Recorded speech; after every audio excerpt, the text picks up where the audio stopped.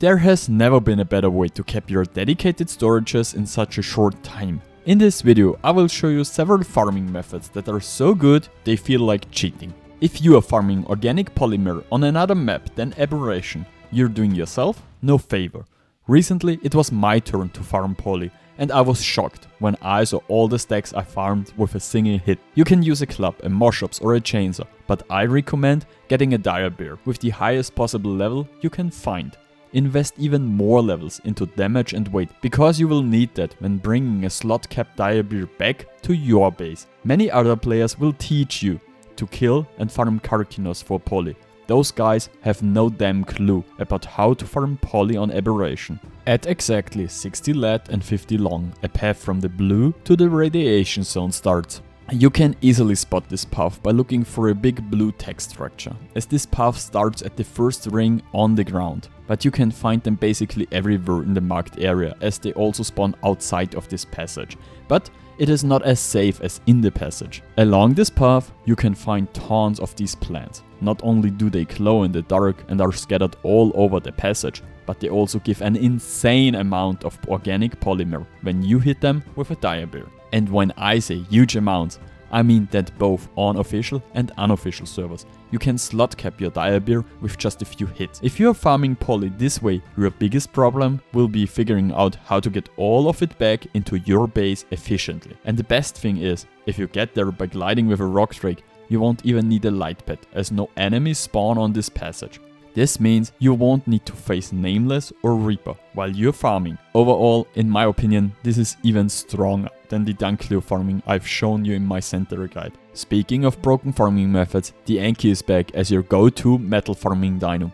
But this time, it's different. Getting your first metal is not that hard on Aberration, as there are a lot of small river rocks that can be farmed for easy resources with a pickaxe. However, if you're looking for the larger metal spots, there won't be a better method to farm insane amounts of metal than heading to the blue zone. Near the arch at 60 lead and 50 long, you will find an incredible number of blue and purple glowing rocks. Bring your best Anki and an even better Karkinos, as you'll need as much weight as possible. You can carry your Anki with the Karkinos and hit those rocks with your Anki. Level your Anki on damage for the best possible yield, and your Karkinos on weight. There are so many metal rocks in this area that by the time you reach the end, the first ones at the beginning will already have been respawned. Many ARK players teach you how to tame a Karki, and you can do that by the hard way, or you simply find one with a baby, kill it and claim the baby. I'll add flint and stone to this section too, as it is probably the easiest to farm in the same area as metal, as there are also many rocks that can be farmed for flint and stone. You can use an Anki to farm tons of flint in this area, and if you want to farm stone instead of an Anki, you can also bring a dirty to farm huge amounts of stone. In the end, you will have so much metal, stone and flint that you will likely have a hard time transporting everything back. For this, I recommend using the linked storage box introduced in the new DLC, as it is the easiest way to transport large amounts of resources over a long distance. If you're looking for large amounts of oil and element ore, you're going to get a problem, as there is no great spawn of oil other than in the overworld and in the red zone. For easy starter oil, you can always go for trilobites or taming a dung beetle. This works for your first oil, but won't sustain you for long. For large amounts of oil, you got two major spots to farm. They are quite dangerous and cannot be reached without a lamprey or a hazard suit. Other than many other players, I recommend farming oil at the northeastern entrance to the overworld, as there are several oil nodes very close to a charge node, and I got the feeling that Reapers do not like to spawn close to a charge node. The amount of oil you can get from that nodes is quite good, and you can also find some obsidian nodes and many element ore nodes that you can farm while being at the overworld. You can also go to the red zone, close to the entrance of the Rock Drake Valley. But this is probably way more dangerous and does yield even less oil. But you can take some oil with you, if you got there for late game resources, but we will talk about that later. Okay, for some other methods like Obsidian and Crystal, you will also need to get to the overworld. The best days to go there are days that have 90% night. This works like this, starting with 4 days in a row with 50% day and 50% night. 3 days in a row with 90% day and 10% night, and 3 days in a row with 10% day and 90% night. This means this cycle repeats every 10 days. Farming obsidian and crystal is pretty much as hard as oil and element ore, as you also need to go to the overworld for them. They can be found close to the northern entrance or exit or whatever you call it to the overworld. They are also very close to the entrance, but there is no charge node and Reaper regularly spawn in this area. Oil, obsidian, crystal, element ore and even metal can be found at pretty much all of those overworld entrances. But I recommend the two on the northern side of the map, as they are the easiest to reach and have the least amount of Reapers close to the entrance. You can also farm crystal by farming any of the green, blue or red gems, while farming them with an Anki. Farming wood is not that tricky, as there are many large mushrooms in the green zone. You can efficiently farm them using a roll red. Those are quite easy to tame on Aberration and can farm large amounts of wood in a short time. The big advantage of ASA is that roll reds can have babies, and they regularly do. This means you can claim yourself a high level roll red in basically the first 10 minutes of the game and use it to farm massive amounts of wood in no time at all. I think it does not matter that much where you farm your wood, as large mushrooms are pretty much equally scattered around the whole green zone. Yet it could be beneficial to farm close to the river, as you can use rafts to transport your wood without any weight restriction. In addition, there's a small area close to the lake in the green zone, where you can farm trees in the water using the raft farming trick. If you play PvP, you need honey. You can find bees pretty much everywhere in the green zone. They do spawn with and without beehives, meaning it can happen that you encounter an already roaming queen bee, which makes it easier for you to tame it by running at it using bug repellent and feeding it rare flowers. If they spawn with a beehive, with a little practice you can easily get them by shooting the hives. Once you have the queen bee, you simply place a hive in your base and you got yourself some honey. Don't forget rare flowers and a wall around the hive, otherwise you will take damage and the hive will disappear.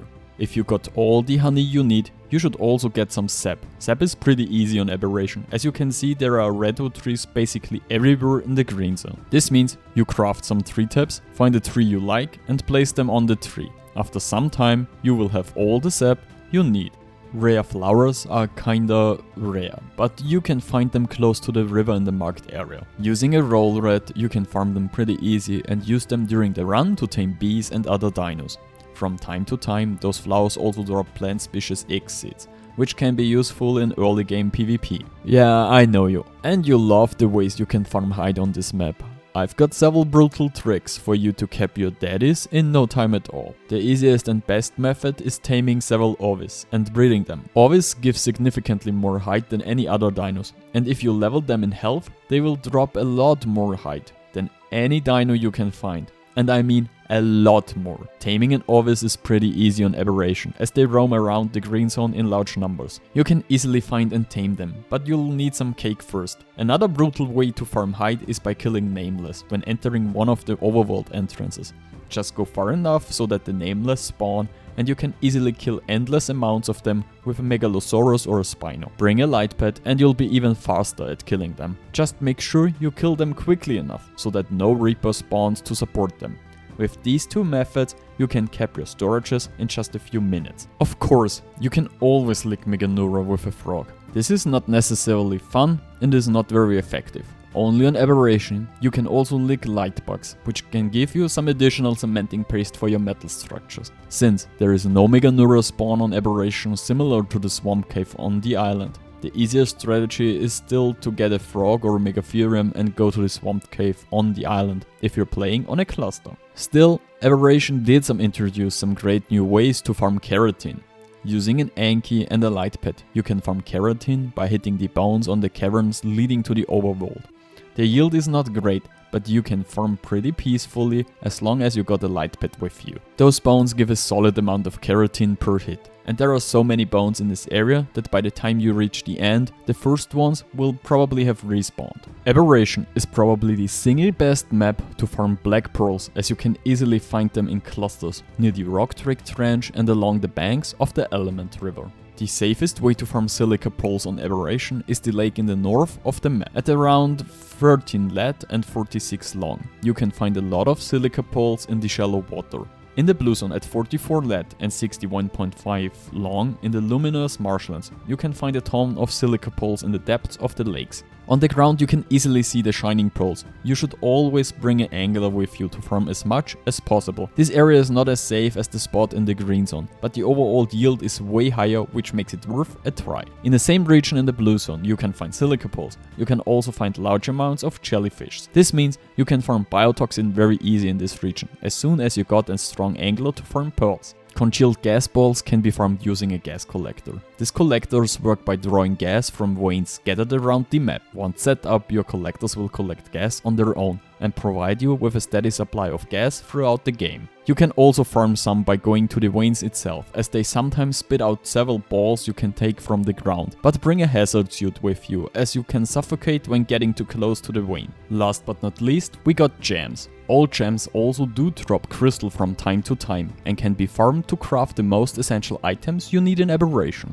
All of the gems can be farmed with a pickaxe or an Anki. Green gems are pretty easy and straightforward. You can find them basically everywhere in the green zone, especially around the more mountainy area. You can find them in large clusters. Blue gems can be found in the blue zone. You can also take them with you when you're going for metal or other resources you farm in the blue zone. Red gems have two important spawns. First, the red zone, where you can find them basically everywhere, but they also spawn in parts of the blue zone at around 38.7 lead and 67.9 long. In this area you can farm them without needing a hazard suit. I hope you liked this video, and I'm thrilled to read if this video has helped you. Hit the like button, leave a comment below for the algorithm, and consider subbing to the channel. Alright, Frodo.